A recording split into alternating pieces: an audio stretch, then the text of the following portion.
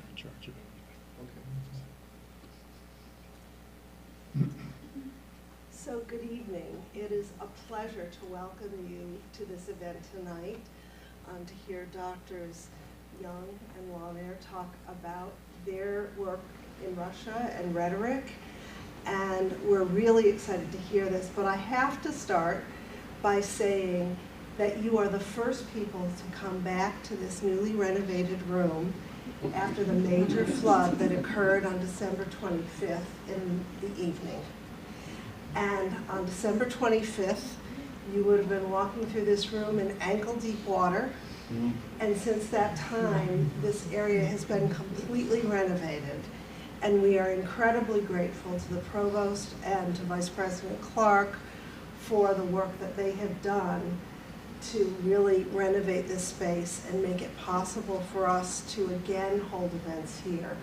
As you noticed walking in, we're not completely back to what we would like for this space, but this is such an auspicious beginning to open up this space and make the libraries again a vibrant center of community. And what more appropriate place to hear a presentation about books and scholarship than in the library. So thank you for coming. I know there were at least 11 folks who were on live stream the last I asked, and there are probably more joining as I speak. But I will now introduce Dr. Stephen McDowell, who is an assistant provost and the interim dean of the College of Communication and Information, who will introduce our distinguished speakers. So thank you for coming.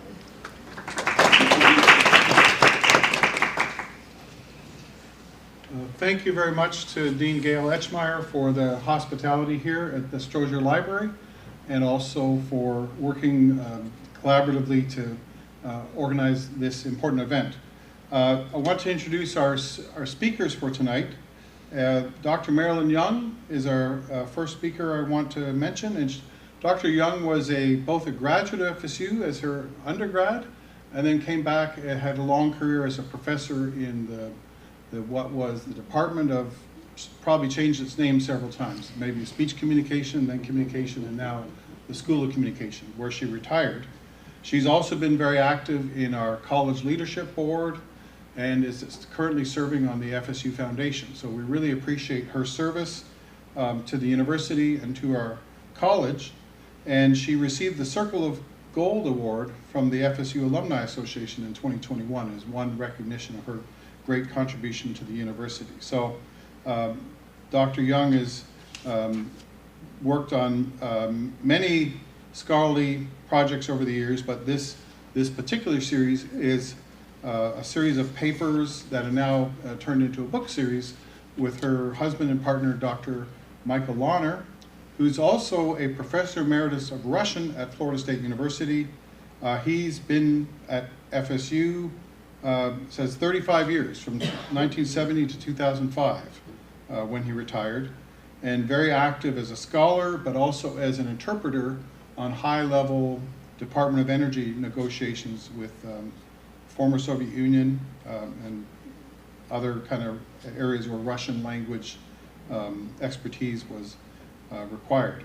What I've heard from talking with our co-authors is this is the third book in a 4-book series, so they are about as active as they have been, except they don't get paid anymore, is the joke that I heard. So that we really appreciate their service to the university and the community, and also to be able to speak to an issue that's really a set of questions and issues that's really on a lot of people's minds in this last year, is what's going on with Russia and what, especially in the context of, I think, the current concerns in Ukraine. So please join me in welcoming our authors and looking forward to their comments.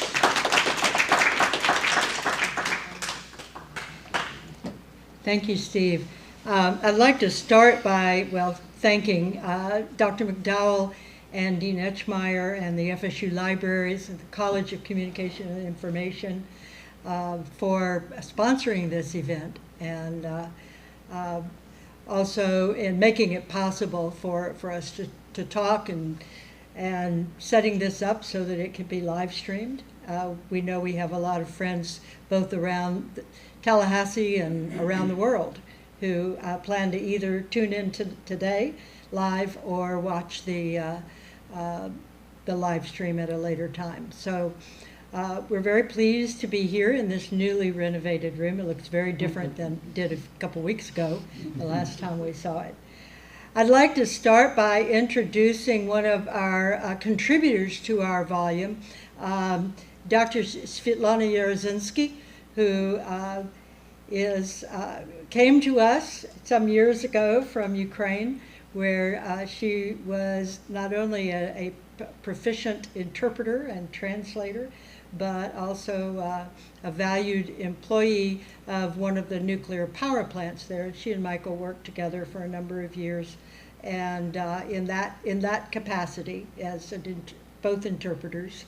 And then she came over here to graduate school, and then we were very fortunate to be able to steal her away several years ago, and now she has contributed to this volume as one of the chapter authors.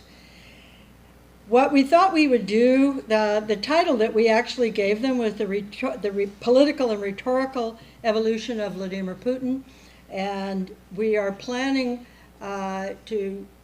because we have a fourth volume coming out that we haven't written yet, we're going to take this through his first 2 terms, but we think that, as president of Russia, we think that set the stage for much of what has happened since he returned to the presidency in 2012 and has remained there ever since. We will begin by giving you a little background about how we became interested in this topic. As we pointed out earlier to someone, this has been about a 40-year project on our part. The mission or the trajectory has changed several times. Our corpus has changed several times over that time period, but always, I think, moving us forward to a greater understanding of what's going on. So we'll give a little bit of background, and I want to emphasize that what we did was to look at these events through the lens of communication. And a lot of what made that possible was the fact that Michael is proficient in Russian and could serve as an interpreter and translator, most importantly, for the materials that we were going to be using. And I'll talk a little bit about that later on. We will also provide a little information about where Putin was during each of these developmental periods, and how I think it will become obvious how we think that influenced his rhetorical trajectory once he became president of Russia. And then we will talk in somewhat greater detail about Putin's rhetoric during his first 2 terms through 2008 as president, and draw some preliminary conclusions about how and why his rhetoric changed over the course of his various terms as president, looking a little forward to volume 4. And then, hopefully, we will have saved enough time to answer your questions. At least that is our goal. So where did it start?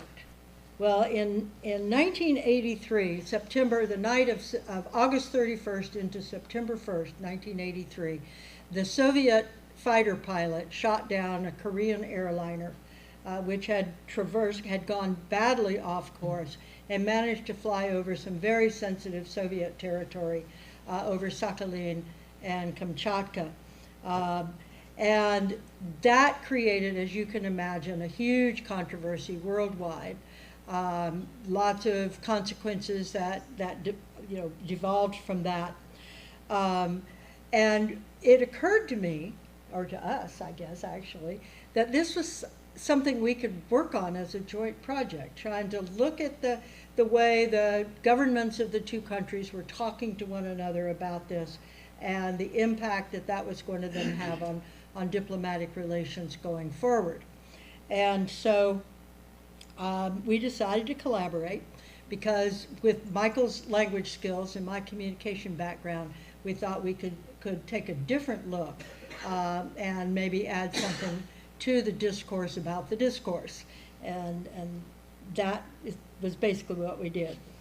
In the course of doing this work, one of the things that I need to mention was that a lot of prior relationships that we had developed became very important in guiding our process and helping us to gather the material that we needed to do the analysis that we ultimately produced.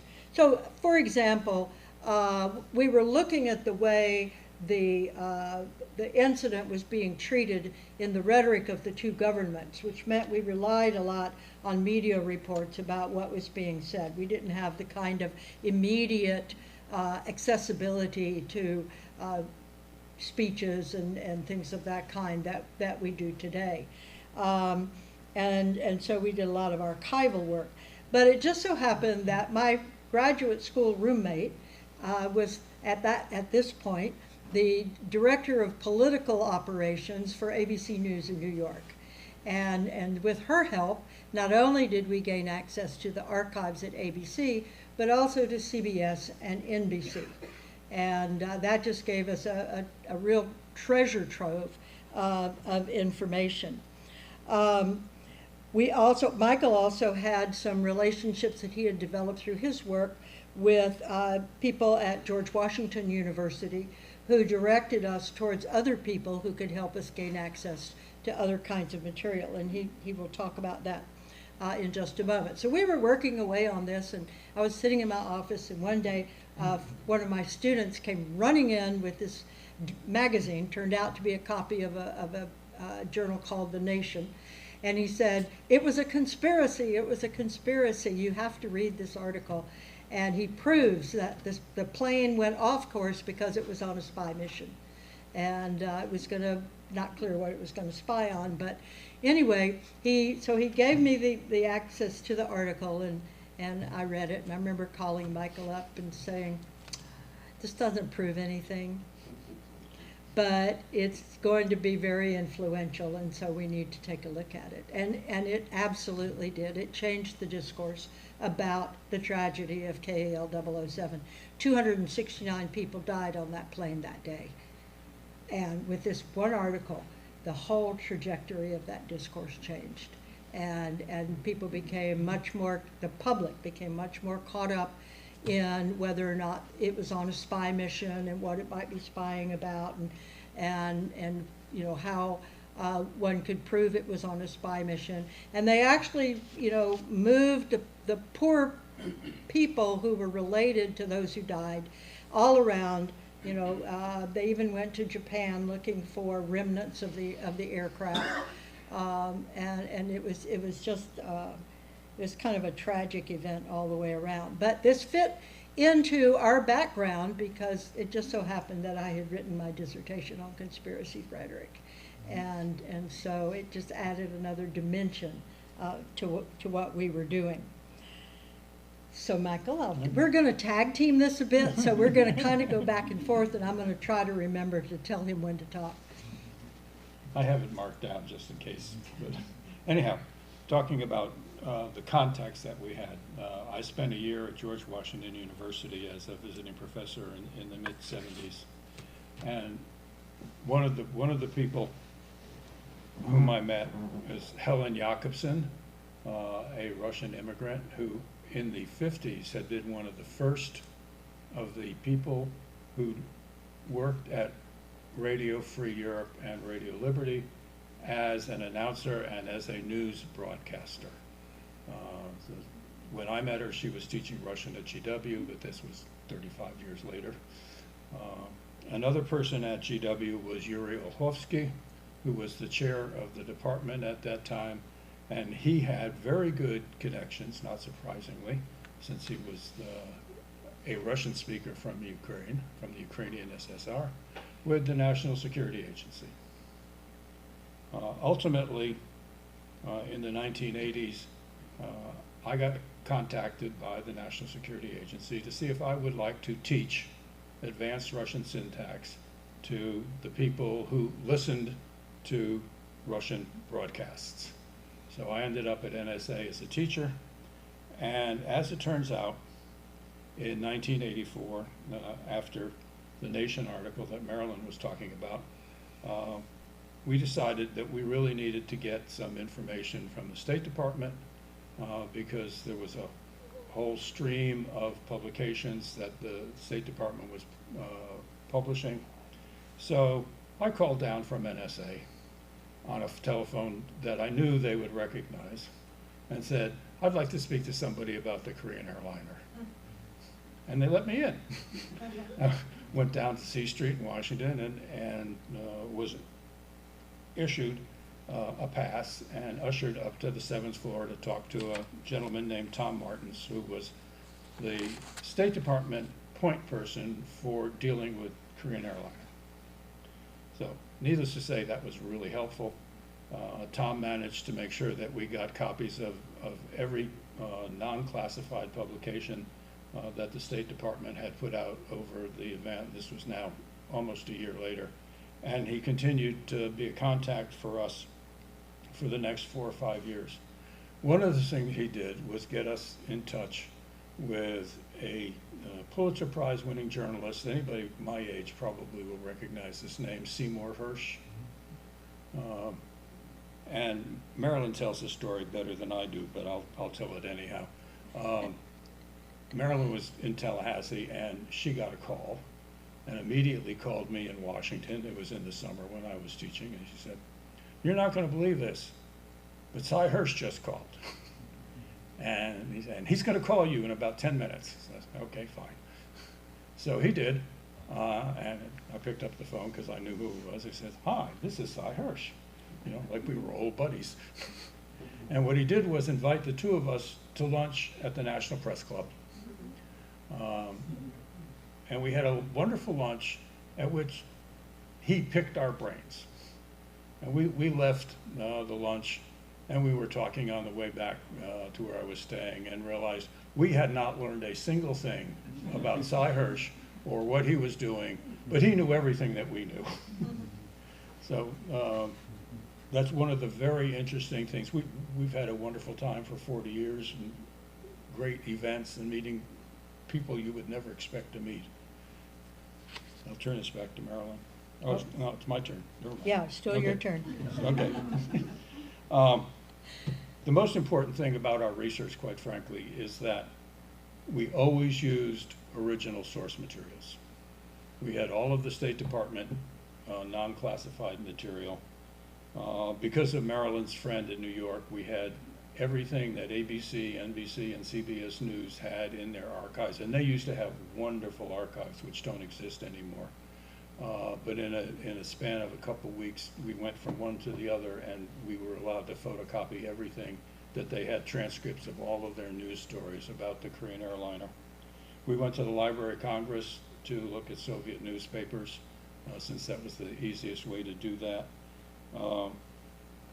We spent 2 weeks in Munich at the building where RFE/RL broadcast throughout Eastern Europe and into Asia. That was arranged by a gentleman named John Ludason. And when we got there, they said, "Here's a Xerox machine, here's a lot of paper, and here are our files.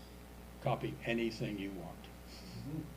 So we sent home a dozen big boxes of material. We didn't even read anything. We just copied everything we could and sent it home. And we did essentially the same thing in Washington. Helen Jacobson was very good friends with a woman named Natalia Clarkson, who was the director of the Russian service at VOA. And theoretically, VOA at that time, it's no longer true, but at that time, VOA could not broadcast anywhere in the United States. It was against the law. It was strictly for foreign consumption because it was the broadcasting arm of the United States government, and it was clearly designed as propaganda, and they didn't want to propagandize our own people. But the same thing happened. Here's a Xerox machine, here are our files, here's a bunch of paper. So we were very lucky that we always had original materials to analyze when we were writing the first book. And the result of that was the book it's actually out there for you to see on the Korean airliner. Strictly an analysis of the two governments talking to one another, or talking against one another, and the conspiracy theories that that arose because of the event. Okay. Your turn. Oh, my turn. Well, we have often commented that for our purposes, our research purposes, that it was always very nice of the, oh, I forgot to do that. Can you hear me? It was always nice of the Soviets, it was at that time, to organize things in kind of more or less in decades. So that was the end of the decade of the 80s, of course, was the next Soviet disaster, which was the nuclear accident at the Chernobyl nuclear power plant. And that had a tremendous effect on both the world, the Soviet Union, nuclear power as an industry, and our research. Following that accident, the United States began to provide assistance programs to the Soviet Union regarding nuclear security and nuclear safety. And Michael we were just in the right place at the right time.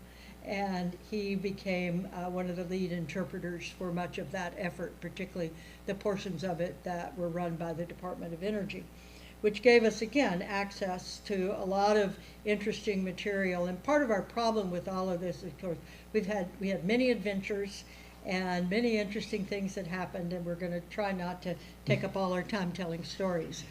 But the fact was that this set us on the road to our next research question, and that had to do with the Chernobyl nuclear accident, how that was being handled in the media, and the impact that that would have on the relationships between the two governments.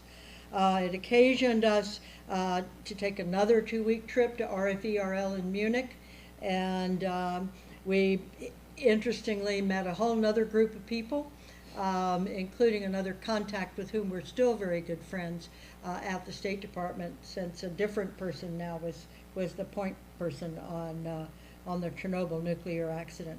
Michael, as I said, began doing a lot of interpreting for the Nuclear Regulatory Commission, the State Department, and primarily the Department of Energy. So at the end of all of this, we had several articles that we had produced dealing with how the Soviet government handled the Chernobyl accident and the fallout, literally and figuratively, from that. But I'm going to try to move us along a little here.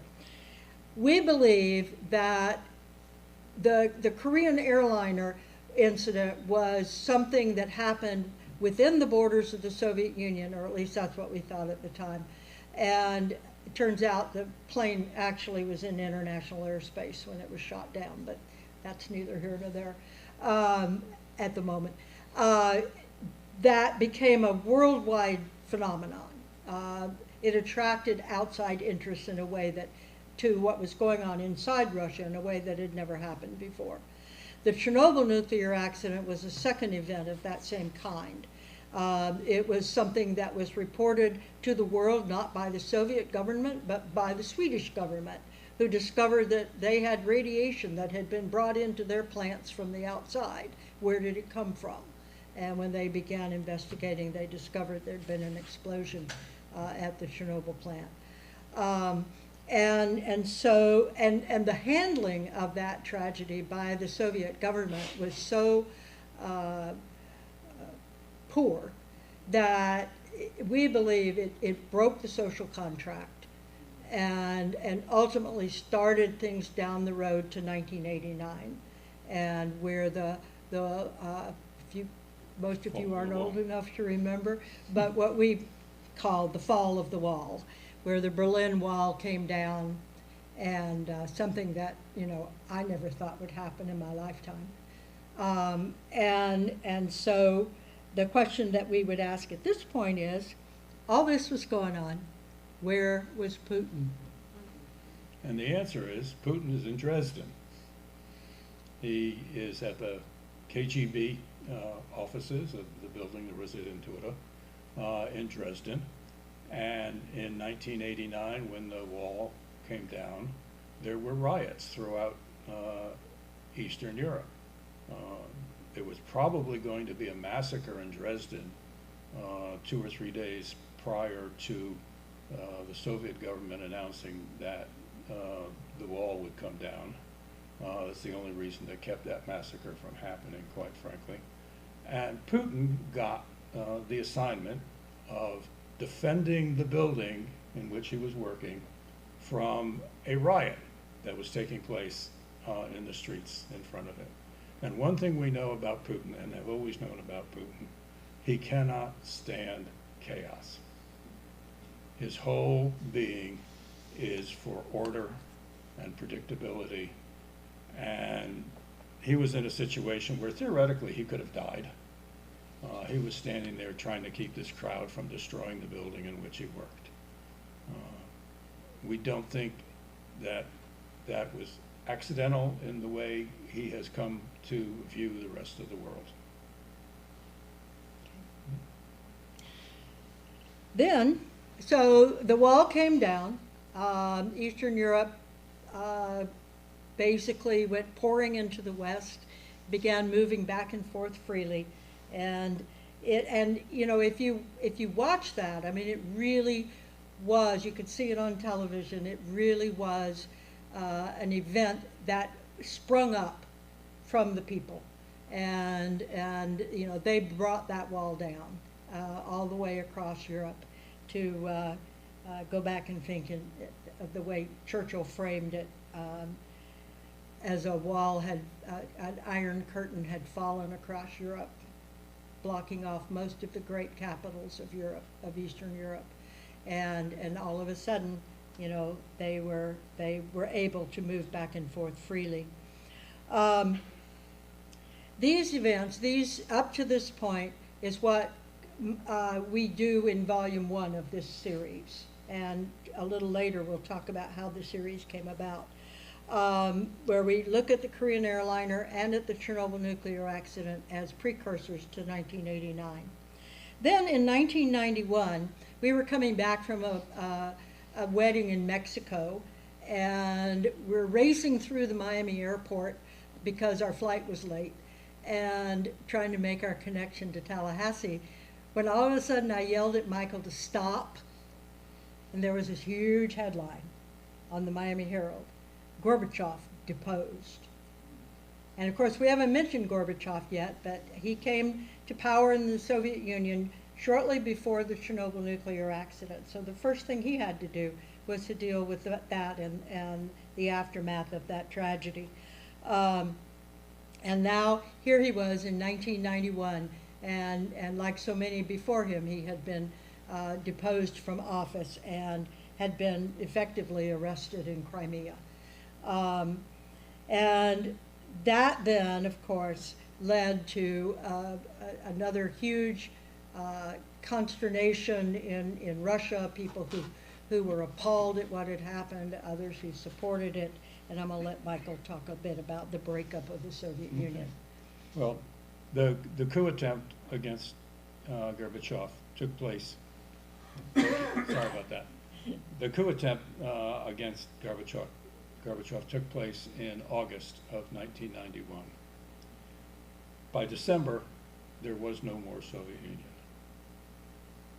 The Boris Yeltsin, I think everybody who is old enough remembers Boris Yeltsin standing on a tank and helping to overthrow the coup plotters, which saved the Soviet Union for a while and freed Gorbachev.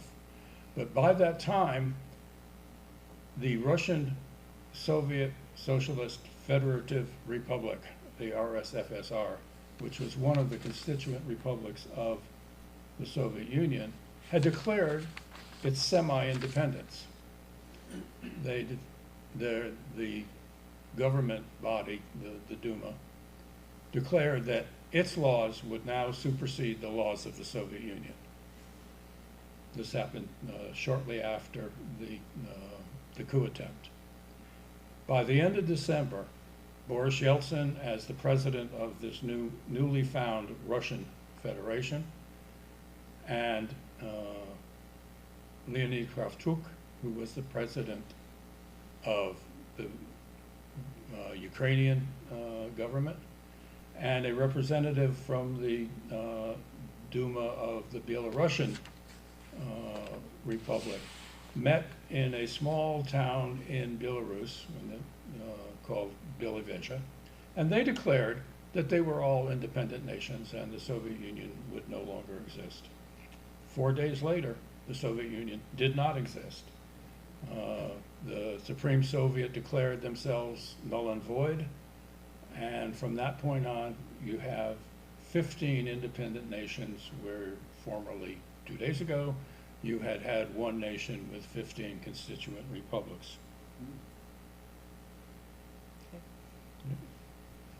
Your turn.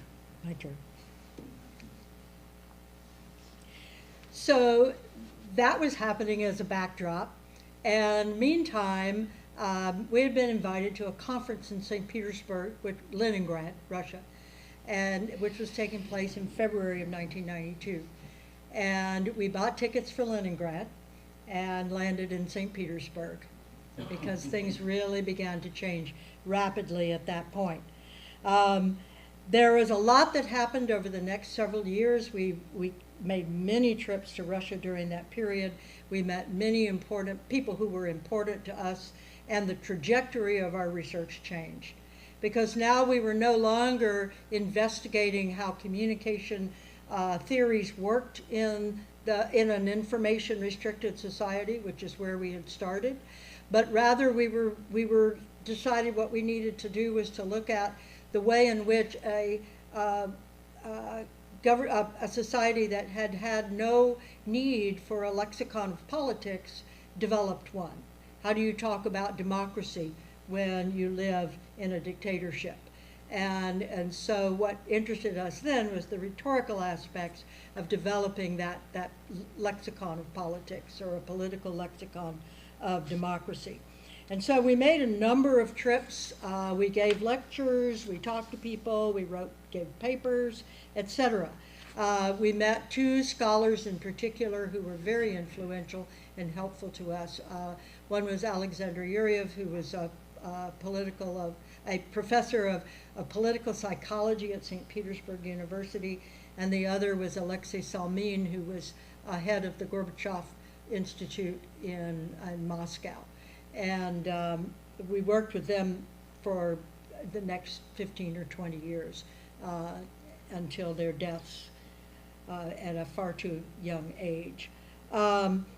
This period of the 90s, where so much change took place, was the basis for Volume 2, where we examine the development of something resembling democracy, where there were actual competitive elections, particularly in 1996, when Yeltsin, who had become president as a result of the change in 1991, had become president of Russia, as it came to be called, had overseen the development of a new constitution, had overseen the changes in the state symbols of the country so that they resurrected the double-headed eagle from Tsarist times. They reinstituted the tricolor flag that you see today, and they changed the anthem, although the one they picked had no words and people hated that.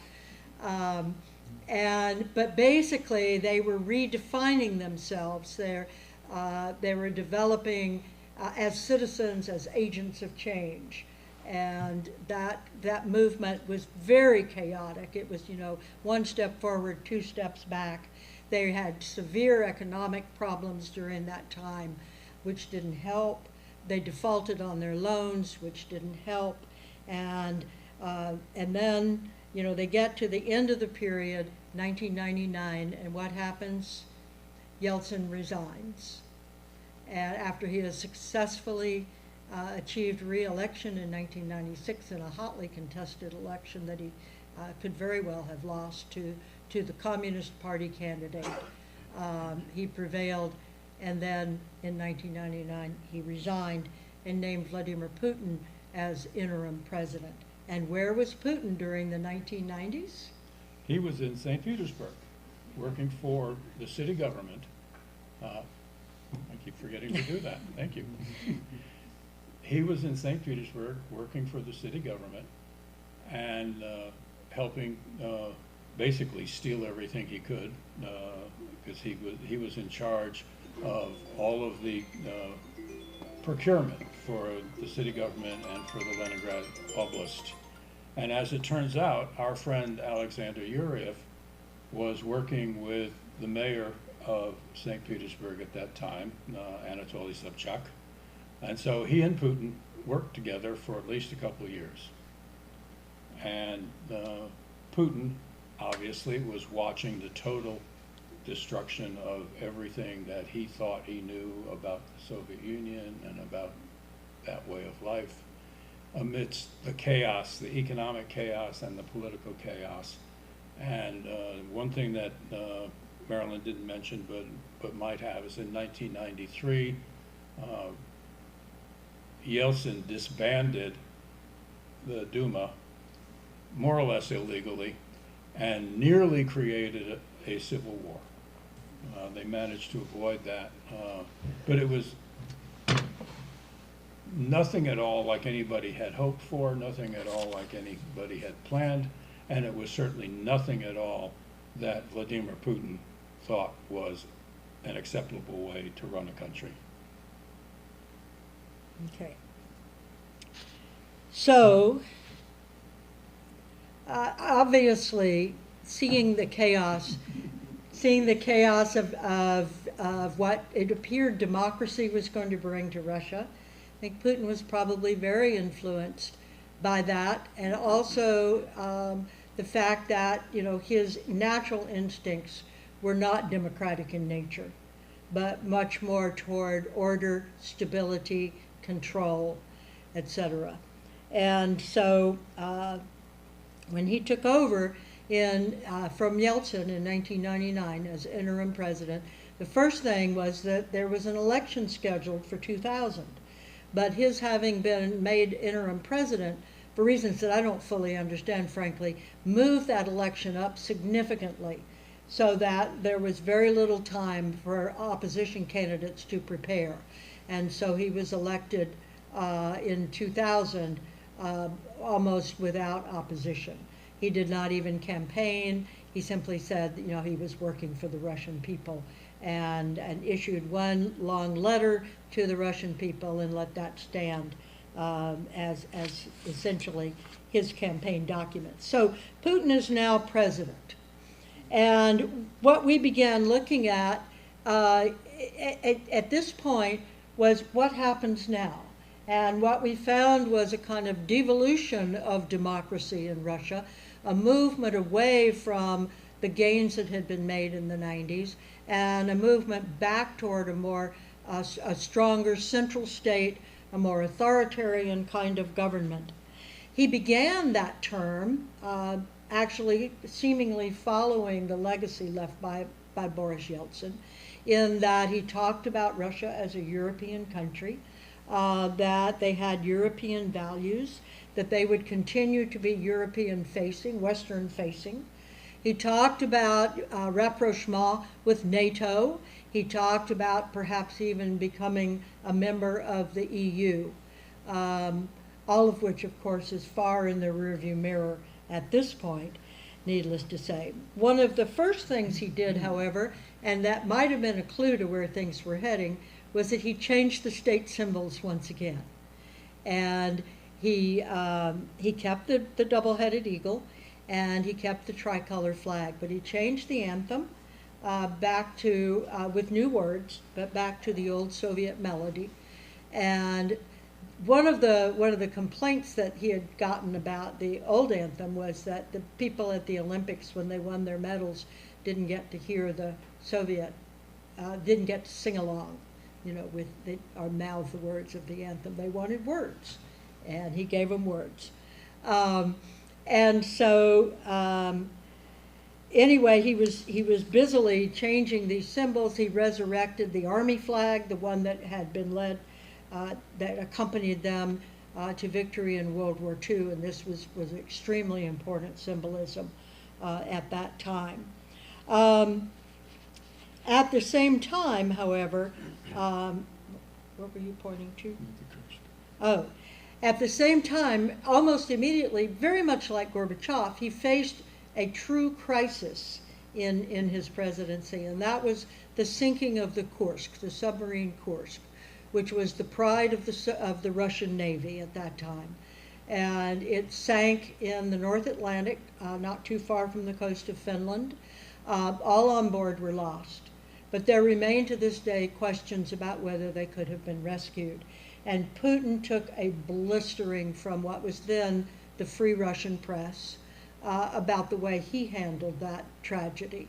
And the fact that he was on vacation in Crimea at the time, that he did not go home to Moscow, nor did he go to the place where the relatives, the loved ones of the sailors on board the submarine had gathered, hoping for better news than they ultimately received. This was his first experience of a truly free press, and he did not like it. And it was shortly after that that he began cracking down on the media in Russia and began moving away from at least the Western concept of a free press and developing a more Soviet understanding of what constituted a free press, something that, of course, in the West, we believe is an essential component of democracy. But Putin had been charged with Yeltsin at his inauguration, as Yeltsin handed over the reins of government, to protect Russia. Those were his words to Putin: protect Russia.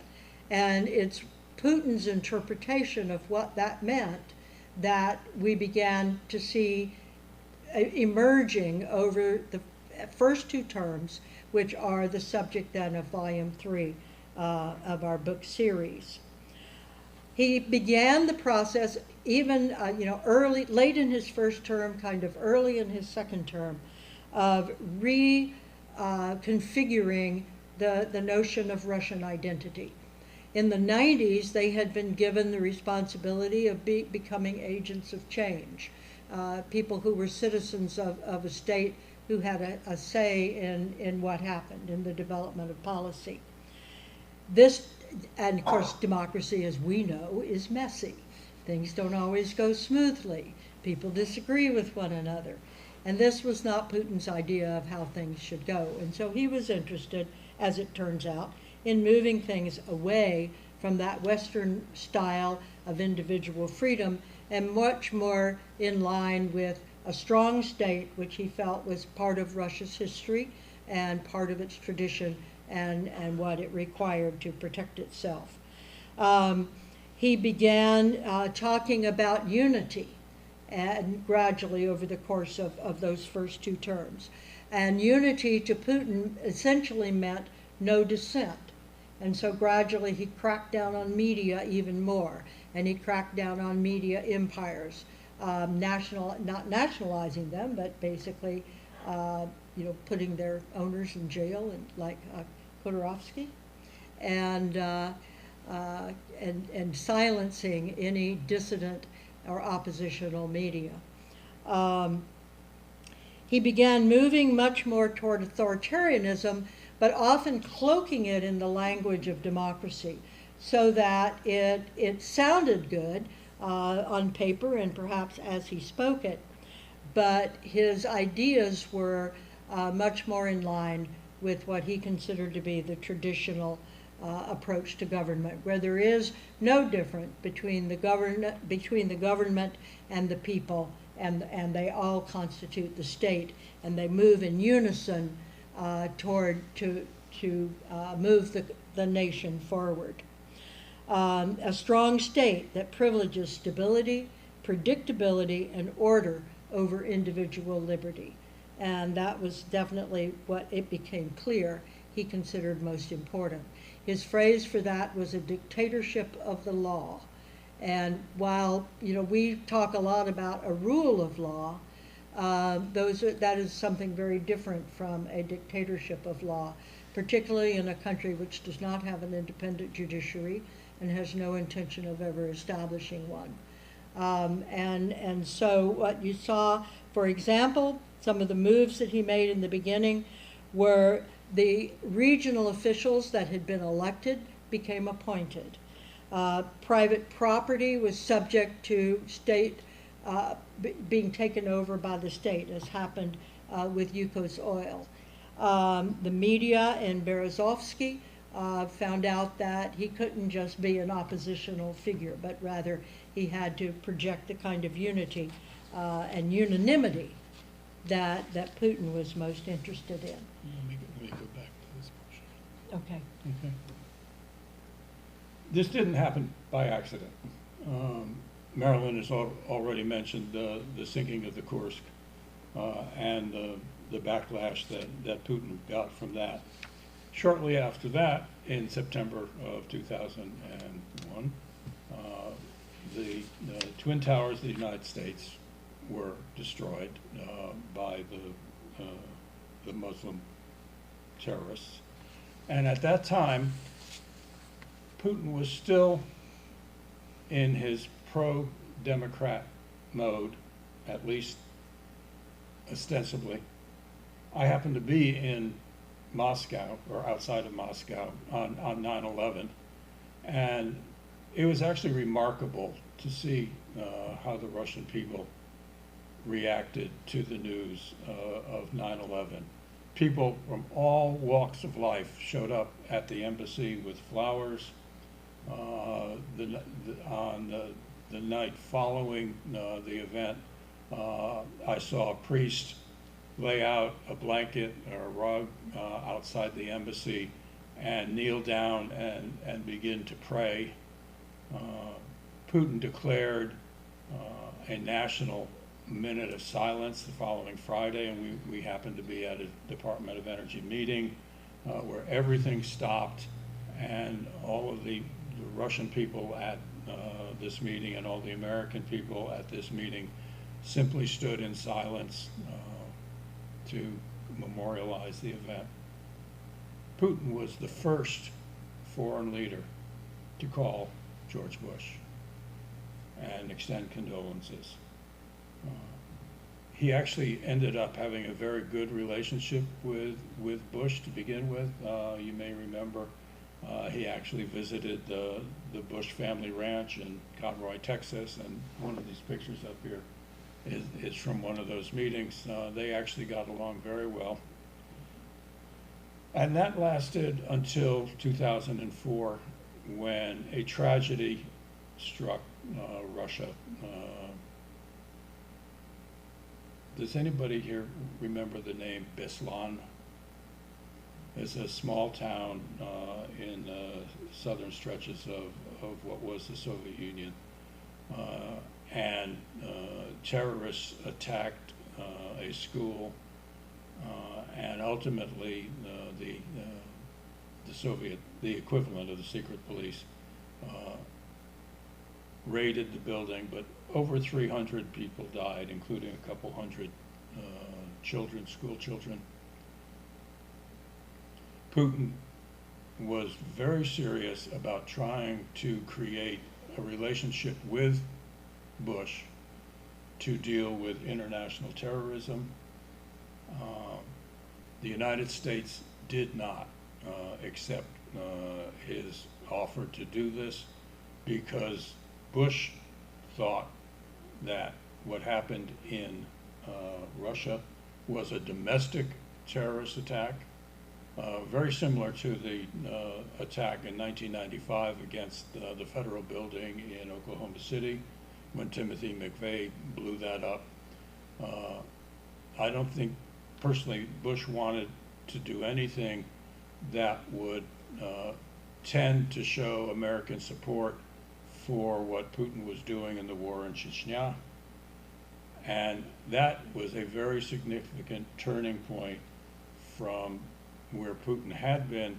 Whether he truly believed in the things he said about democracy or did not truly believe them, after Beslan, his rhetoric changed. And that is really important. And then, of course, in 2004, there was the Orange Revolution. in Ukraine.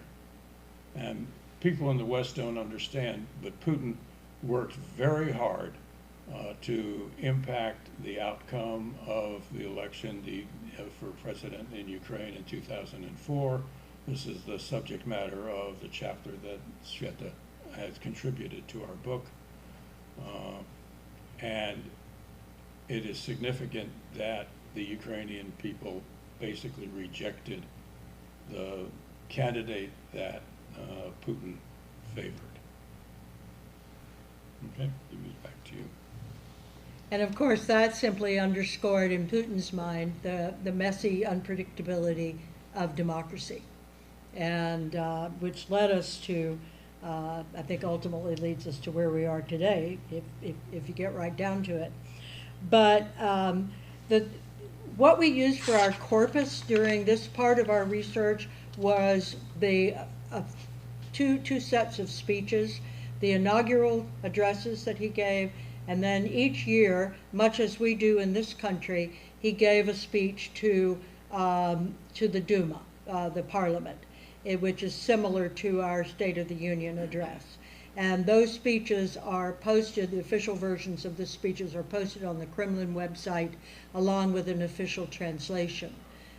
Fortunately, with Michael as our Russian language expert, we were able to verify those translations, and so we made certain we were always working with a verified primary document. But just in looking at the speeches, you can see how all of these things influenced over time Putin's rhetoric, and particularly, as Michael just pointed out, after he was reelected in 2004. In his 2004 inaugural, for example, was one of the times when he really began mentioning this notion of unity that I just discussed a moment ago, and the idea of the people moving forward in a unified fashion with everyone agreeing. He began linking the present to the past and bringing forward echoes of World War II and the Soviet victory in that war, and what a great victory it was. He began redefining some of the terms of democracy, including democracy itself, and developing the concept that came to be known as managed democracy. And later that morphed into what they called sovereign democracy, but basically something that retained the trappings of democracy, but lacked many of the essential elements that makes it so unruly and unpredictable, but rather created a kind of shell within which greater predictability could be established. Then in 2005, he gave what was probably the most significant address to the Federal Assembly of his first two terms, when he basically announced a turn toward more authoritarianism, with the idea of perfecting Russian democracy, making it much more Russian-like, without foreign influence, and making it more historic, moving more toward his notion of an historic, mythic Russia that transcends time, has existed for 1,000 years, and will, with its strong state and stability and predictability and order, would be able to move forward. And all of these you can see emerging, after these critical periods of his first term, whether he turned against democracy at that point, or as some people believed, he never fully intended to implement a Western-style democracy in Russia, we will, of course, never know. But as time went on, these themes became more and more important and more obvious. In 2007, he went to the Munich Conference on International Security and essentially attacked the West, a full-blown attack, charging a conspiracy theory led by the United States to effectively destroy Russia, and in so doing, resurrecting much of the rhetoric of the Cold War and the period when our two countries considered themselves each other's dominant enemy. And so where does that leave us today? Well, when we do volume 4, we'll be able to answer that much more thoroughly. But obviously, he began to intensify some of those themes when he returned to the presidency in 2012.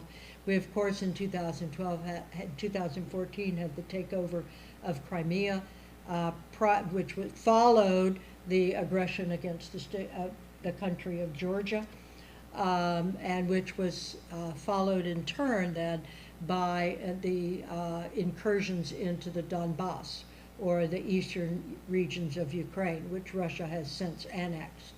And so that brings us then to the brink of war, which is where our series is going to stop, and where I'm going to stop as well.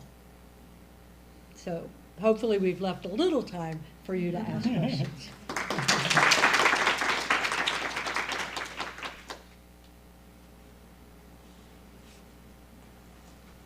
Steve, you want to moderate this? questions? Yeah. Questions? Yes, go ahead.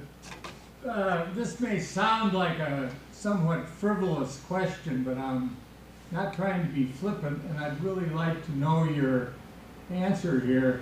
And I'd like you to, if you please would restrict your comments.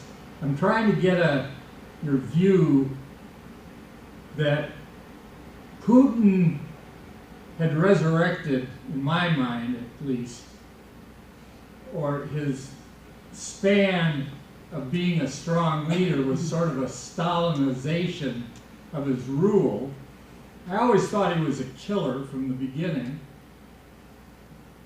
Other people will disagree with that. But if you move back in time in Russia, the Soviet Union, you find very strong leaders. And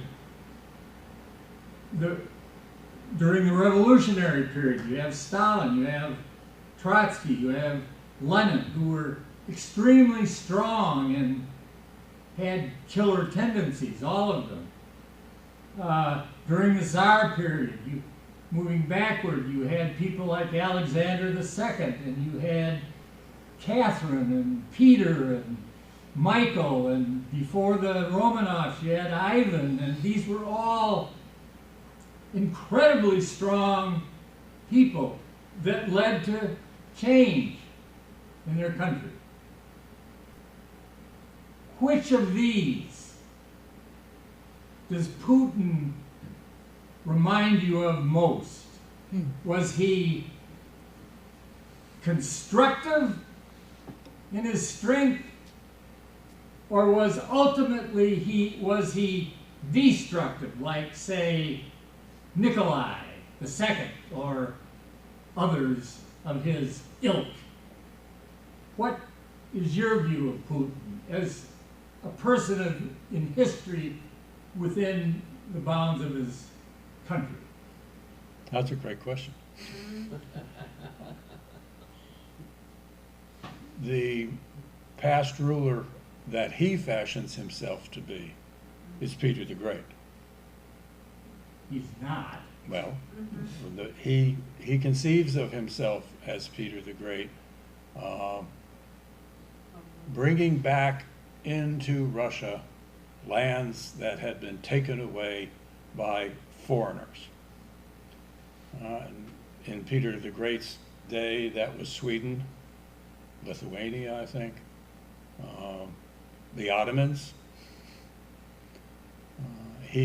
I think he conceives of himself as resurrecting a great Russia beyond the physical borders of the Russian Federation.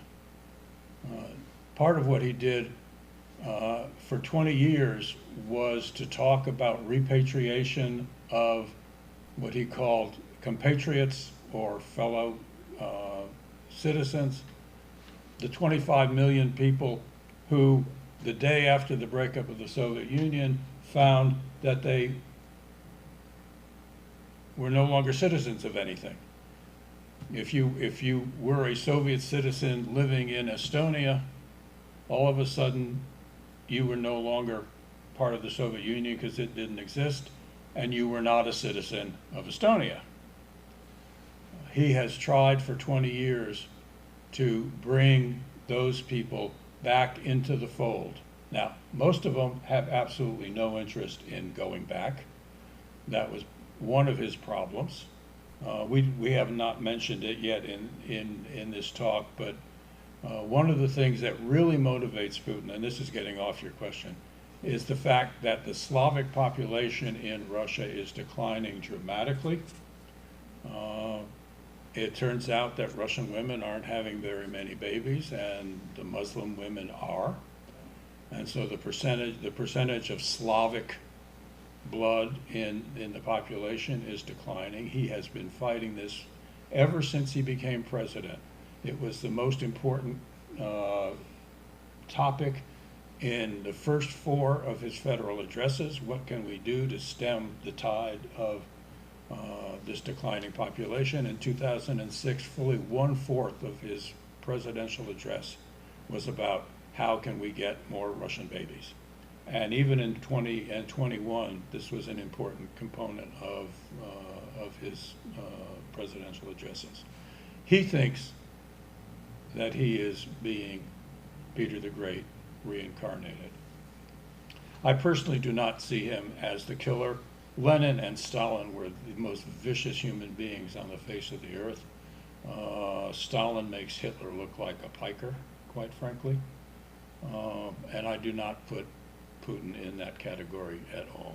I don't know, do you have a differing opinion on that? No. That an answer to your question? Good answer.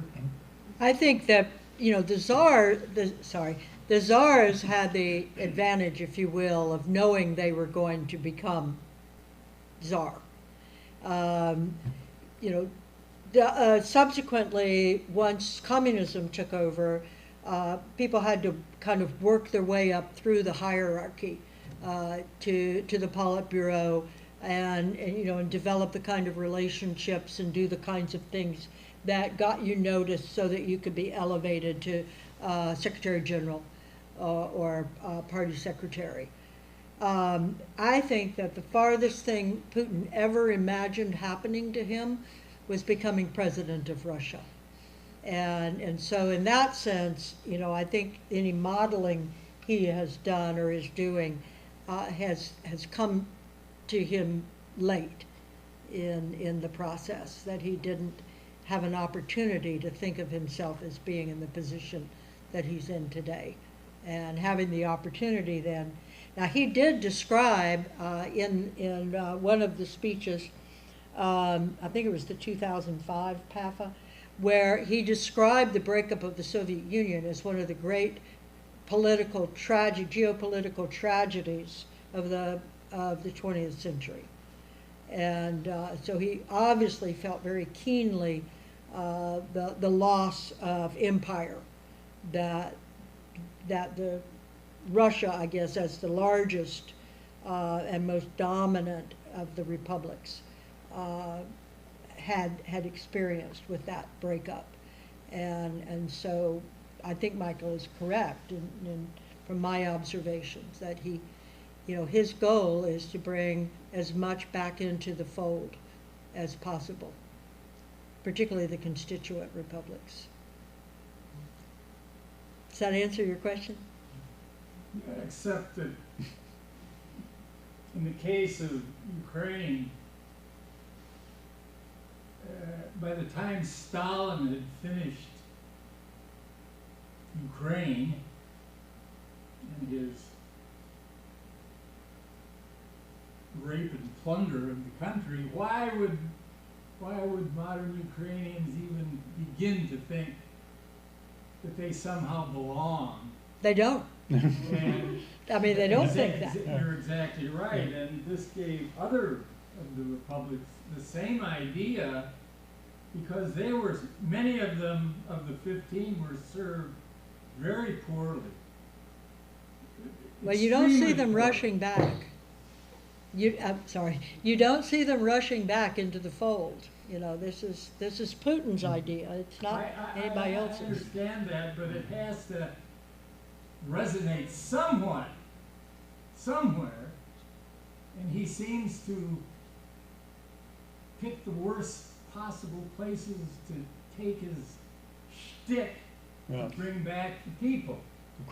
One of the questions is simply, what is reality and what is Putin's idea of reality? Yeah. In 1991, when Ukraine declared its independence, a plebiscite was held in the Ukrainian SSR. Do you want to remain part of the Soviet Union, or do you want to be an independent country? In February, the answer was, we do not want to see the Soviet Union break up. After the coup, there was, as I said, this plebiscite. Over 90% of the people participated, and over 80% of the people who voted for independence. This includes the Donbass, Donetsk and Luhansk, And both.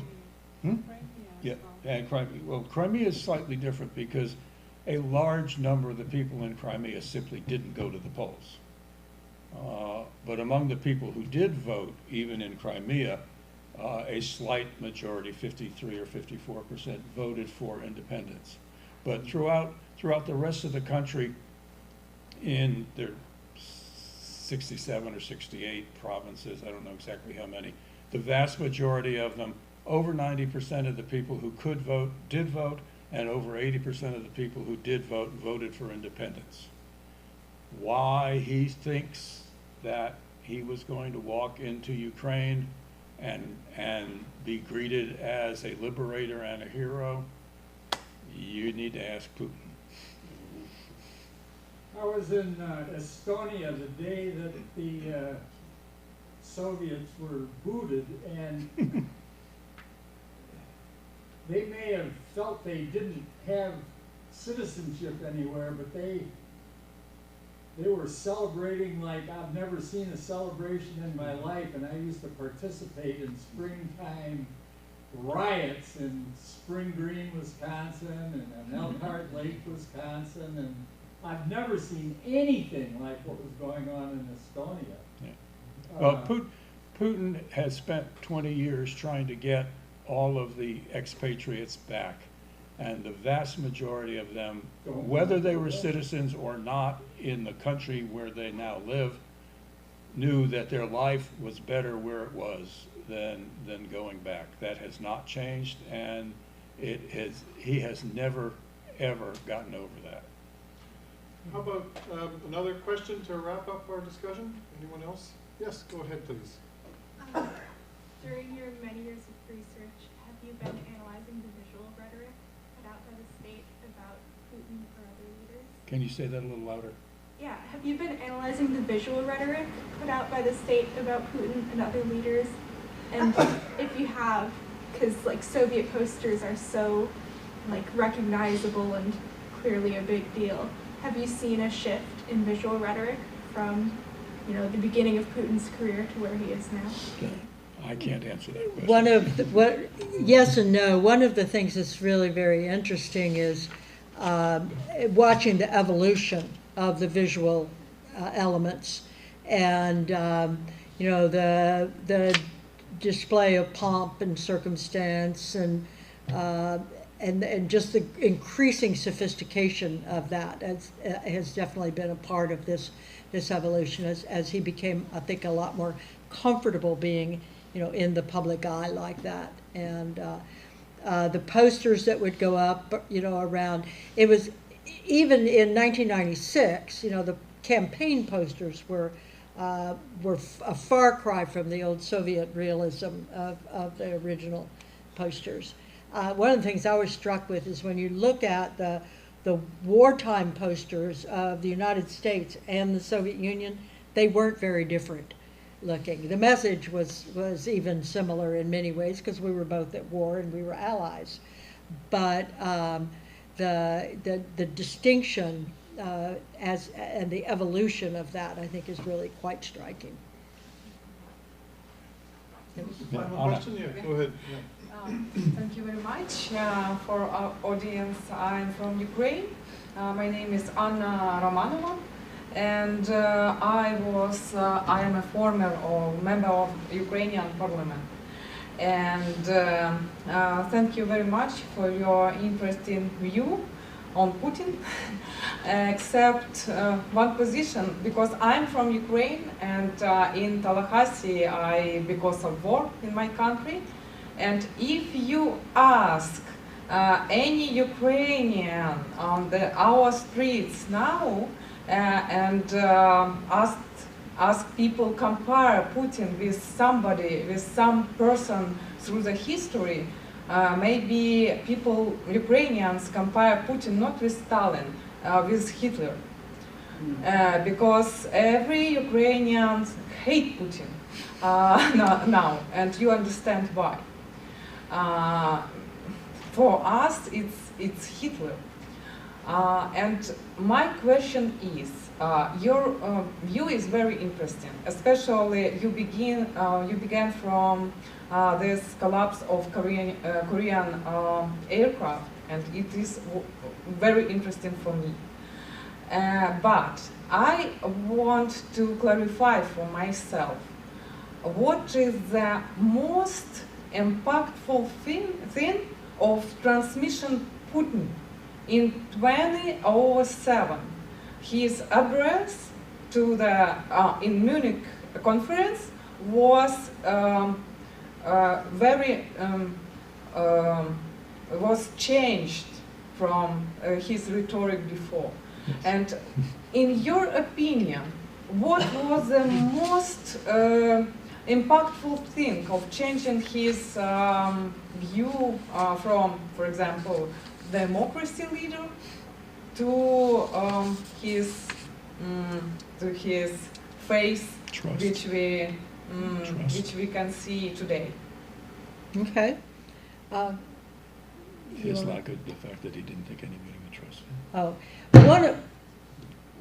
one of the things that that answering the second part of your question first, that we think happened was that after 9/11, when he made that proposal to Bush and was rejected, at some point in that period, up to maybe the Munich speech in 2007, I believe he came to the realization that Russia would never be accepted as a full partner by the West, that they would never be trusted by the West, that the United States would never be willing to share intelligence, and I think that might have been that realization when that hit, because there were a lot of people in the U.S. that never trusted the whole breakup of the Soviet Union. They never believed it wouldn't go back to the way it was.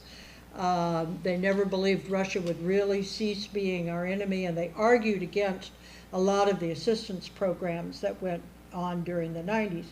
And of course, one of the first things Putin did in 2014 was to cancel all those assistance programs. But anyway, that realization that they would always be second-class citizens in the West and in organizations like the EU, for example, really was one of the determining factors in his decision.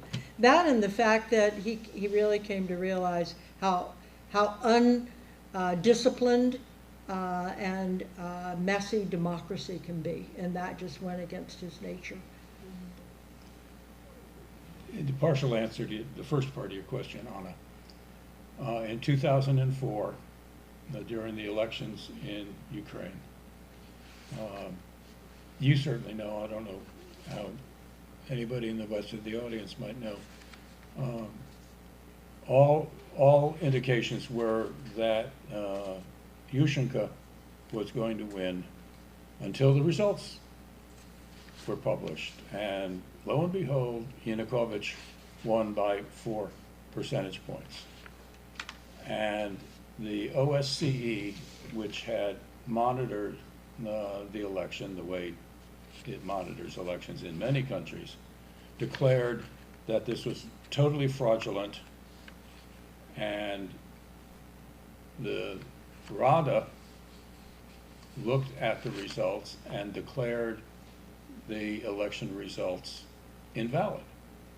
And there was a second final election in Ukraine. And Yushchenko won, as everybody had expected, by 4 or 5 percentage points. When Putin spoke in Munich in 2007, one of the things that he absolutely could not countenance was the way the OSCE had handled that election.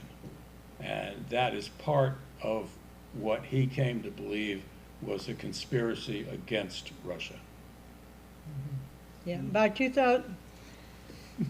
2007 in the Munich speech, he had really decided that there was a Western conspiracy to destroy Russia. But he also became much more interested, he began then to kind of shift his focus away from the West and more toward Eurasia, and as a natural sphere of influence for Russia, because one of the things he really believes they should be able to do was to influence the countries around them, what Russia considers its natural sphere of influence, and they, I guess, felt they weren't getting anywhere with the West. So I just, it's hard to identify one thing that really turned the tide. I think it was a conflation of many things, and the sequence perhaps in which a lot of these things occurred. But it's pretty clear that, as he begins reorienting his rhetoric away from the West and away from democracy, and more toward something which he feels is more in line with Russian tradition. Well, thank you very much, everyone, for coming. It was a wonderful event and very informative talk. And thank you again to Professor Young and Professor Launer for filling us in on what they've been spending, it sounds like 40 years at least, and prior to that, getting ready for that 1983, being all teed up, ready to go, and recognizing the opportunity for research. So thanks very much again. And we can chat for a moment, and there's also some snacks and coffee here too. Okay. Thank you again to our hosts, Dean Etchmeyer and the Strozier Library staff. This is great to be back in the Bradley Reading Room here again. Thank you. Okay. And thank you guys. Yes, in the back. In the back. Our videographers. Yeah, thank you so much. That was so interesting for inviting us. That was I'm so glad you could come.